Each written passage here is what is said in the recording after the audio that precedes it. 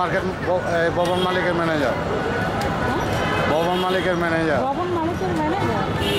কবে থেকে এখানে ম্যানেজার? এখানে আছি আমি 4 বছর। 4 বছর। তার আগে কি করতেন? হ্যাঁ, তার আগে কি করতেন? তার আগে ছিলাম এসটি প্রোভাইটিস লিমিটেডে। কোটা আন্দোলনের সময় মানে ছাত্র জনতার বিরুদ্ধে আপনি রুখে দাঁড়াইছে?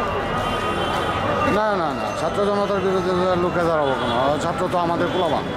তা আপনি তো আওয়ামী লীগের নাম ভাঙ্গাইয়ে খাইছেন, তাইলে আপনি কেন খাবো? আওয়ামী লীগের পক্ষে ছিলেন না? কেন কেন আওয়ামী লীগের নাম ভাঙ্গাই খাবো?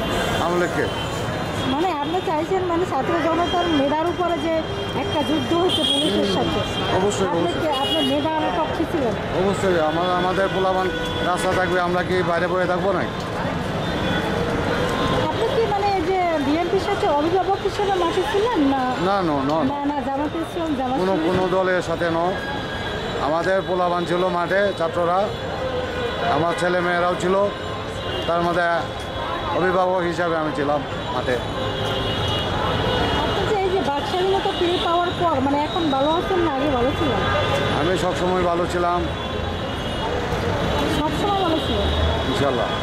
আচ্ছা, মানে এই যে আওয়ামী লীগ সরকারের আমলে মানে হুজুরকে যে মানে কারাবন্দি করছে, আয়নাঘরের নিচে, মানে এই বিষয়ের উপরে আপনার তখন কেমন লাগছিল? ভালো লাগছিল?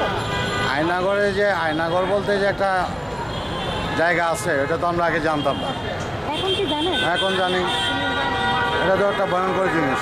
ভয়ঙ্কর জিনিসটা হুজুরকে যে বন্দি করছে, মানে যারা বক্তা, বড় বড় বক্তাকে যে বন্দি করছে, সাইডি, মানে এদেরকে যখন ওই আওয়ামী লীগ সরকার বন্দি করছে, আপনি কি মানে তখন এটা তো খারাপ লাগছিল না ভালো লাগছিল?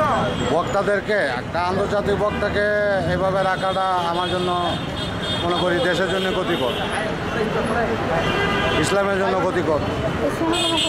মানে আপনার মায়া লাগছিল কিনা? অবশ্যই অবশ্যই। যারা মানুষের এত বড় একজন আলেম, তাকে এভাবে হেস্তন্যস্ত করা, এটা কষ্ট দেওয়া, এটা খুবই দুঃখজনক ঘটনা। তো আমরা যে বললেন যে আমরা আওয়ামী লীগের আমলে ভালো ছিলাম, মানে এই যে আওয়ামী লীগ আমলে ভালো ছিলাম, আমি ব্যক্তিগতভাবে ভালো ছিলাম। আমি একটা চাকরি করি, আমি ঠিকভাবে চলছি। চাকরিটা নিচ্ছেন কি মানে ওই আওয়ামী লীগ ওদের ওরা কি আপনাকে চাকরি দিচ্ছে নাকি? না না, ওরা চাকরি দেবে প্রাইভেট কোম্পানি দেখি, সরকারি লাগে, দলের লোক সাপোর্ট তো লাগে, রেফারেন্স লাগে না?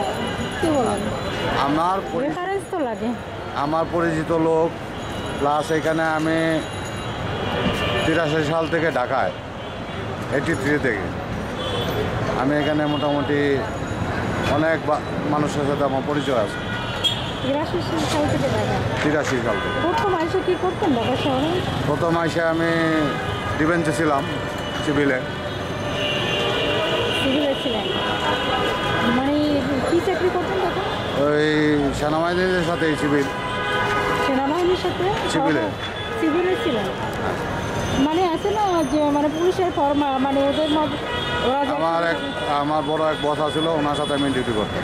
ডিউটি করতেন সিভিলে থাকতেন? সিভিলে। কত বছর ছিলেন ওখানে? 16 বছর ছিলাম। তারপর ওখানে থেকে চলে আসছেন?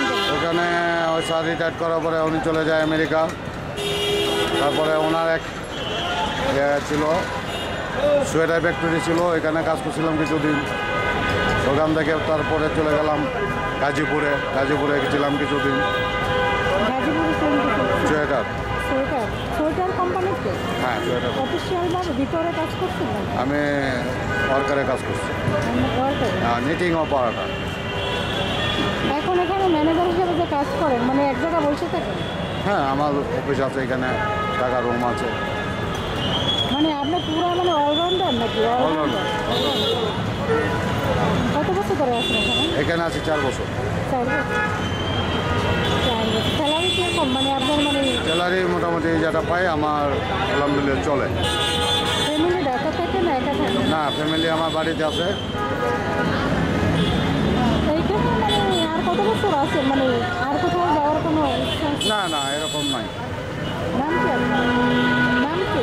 আব্দুল কুদ্দুস। আব্দুল কুদ্দুস।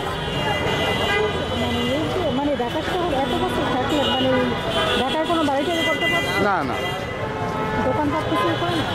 বুঝি নাই। দোকান ব্যবসা বাণিজ্য না না না, কোনোটাই না? কিছু না। আচ্ছা